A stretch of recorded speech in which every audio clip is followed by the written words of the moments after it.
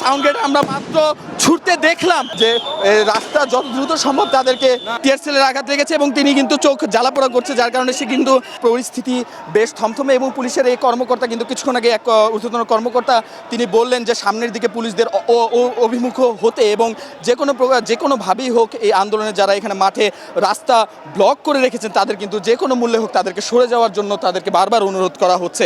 এবং কিছুক্ষণ আগেই আমরা আবারও দেখেছি, বলছি আপনাদেরকে জানিয়ে রাখতে চাই, কিছুক্ষণ আগেই কিন্তু জল কামান নিক্ষেপ করা হয়েছে। এছাড়াও কিন্তু এখানে দেখতে পাচ্ছেন বিজিবির সদস্যরা এখানে রয়েছেন, পুলিশের বিভিন্ন ইউনিট কিন্তু এখানে রয়েছেন, যেমন এপিবিএনের সদস্যরাও কিন্তু এখানে রয়েছেন এবং বিজিবির সদস্যরাও কিন্তু পুলিশের সাথে সাথে তারা আইনশৃঙ্খলা পরিস্থিতি স্বাভাবিক রাখার জন্য কাজ করে যাচ্ছে। আমরা আপনাদেরকে সরাসরি দেখে দিতে চাই, কিছুক্ষণ আগেও কিন্তু এখানে জল কামান নিক্ষেপ করা হয়েছে, বেশ কয়েকটি টিয়ার সেল গ্যাস নিক্ষেপ করা হয়েছে, সাউন্ড গ্রেনেড নিক্ষেপ করা হয়েছে।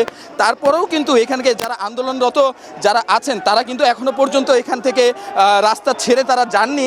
এবং আমরা কাউকে দেখেছি যারা কিনা জল কামান নিক্ষেপের পরেও রাস্তায় তারা শুয়ে আছেন, তাদের দাবি আদায় না হওয়া পর্যন্ত তারা কিন্তু কোনোভাবেই এখান থেকে অভিমুখ হবেন না বলেই আন্দোলনরতদের দাবি। এবং আমরা দেখতে পাচ্ছি এখন কিন্তু পুলিশ সদস্যরা কিন্তু সামনের দিকে অগ্রসর হচ্ছেন এবং সামনের দিকে অগ্রসর হয়ে কিন্তু তাদেরকে সরে যাওয়ার জন্য বারবার অনুরোধ করছেন, রাস্তা ক্লিয়ার করার জন্য অনুরোধ করছেন। আমরা জানার চেষ্টা করবো আমাদের সামনে কিন্তু এখন আবারও ঠিক কী কারণে আপনাকে আটক করা হলো। এটাই আমি বলছি যে আমি ঘটনার সময় বাইরে ছিলাম। আপনাকে কী কারণে ওনাকে কী কারণে আটক করা হলো আমি জানি না ভাই, কী কারণে ওনাকে আটক করা হলো। যে আপনারা দেখতে পাচ্ছেন কিন্তু এখানে একজনকে আটক করা হয়েছে এবং আবারও কিন্তু এখানে বিভিন্ন সাউন্ড গ্রেনেড, টিয়ার সেল, বোমা নিক্ষেপ করা হচ্ছে। পুলিশ সদস্য কিন্তু আহত হয়েছেন, ইতোমধ্যে একজন পুলিশ সদস্য আহত হয়েছেন, তিনি পায়ে আঘাত পেয়েছেন। ঠিক কী কারণে বা কীভাবে তিনি পায়ে আঘাত পেলেন।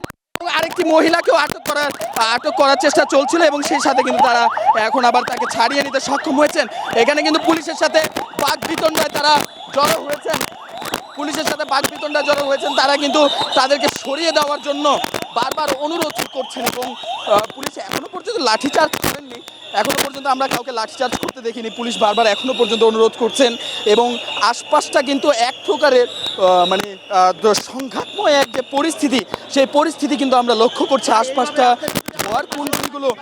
ধোয়ার কুণ্ডলীগুলো আমরা দেখতে পাচ্ছি। এখানে যারা আন্দোলনরত কর্মসূচি যারা পালন করছে তাদের কিন্তু দাবি আদায় না হওয়া পর্যন্ত তারা মাঠ ছাড়বেন না বলেই তারা এখানে অবস্থান চালিয়ে যাচ্ছেন। তবে পুলিশকে এখনো পর্যন্ত লাঠিচার্জ করতে দেখিনি, তবে জল কামান, টিয়ার সেল, তারপরে আপনাদের বিভিন্ন সাউন্ড গ্রেনেড কিন্তু এখানে বেশ কয়েকটি নিক্ষেপ করা হয়েছে।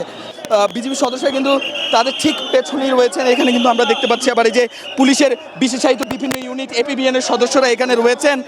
তারা আন্দোলনে প্রতিহত করার জন্য সচিবালয় প্রবেশ মুখে যেন তারা প্রবেশ না করতে পারে সেই জন্য কিন্তু তারা সারিবদ্ধভাবে বিজিবির সদস্যরা কিন্তু এখানে অবস্থান নিয়েছেন এবং বিজিবির সদস্যরা কিন্তু এখানে অবস্থান নিয়েছে। কোনোভাবেই বিজিবির সদস্যরা কিন্তু এখানে অবস্থান নিয়েছেন এবং তারা সারিবদ্ধভাবে এখানে দাঁড়িয়ে আছেন। কোনোভাবেই কিন্তু তাদেরকে সচিবালয় অভিমুখে আন্দোলনরত মানুষদেরকে প্রবেশ করতে দেওয়া হবে না বলেই তাদের একটি কথা। এবং ঠিক বিপরীতে সাউন্ড গ্রেনেড এত কিছু নিক্ষেপের পরও কিন্তু এখানে আন্দোলনরত ব্যক্তিরা কিন্তু মাঠ ছাড়ছেন না। আমরা এখানে দেখতে পাচ্ছি একজনের চোখে মনে হয় জ্বালাপোড়া করছে। আমি আরও একটি জানিয়ে রাখতে চাই, আমাদের চোখও কিন্তু, আমরা যারা এখানে গণমাধ্যম কর্মী আছি, বিশেষ করে আমারও কিন্তু আমার সহকর্মী যিনি আছেন তারও কিন্তু চোখ বেশ জ্বালাপোড়া করছে। ভাই আপনার নাক বন্ধ হয়ে আসছে, চোখ মুখ জ্বালাপোড়া করতেছে, নাক চাইতেছে।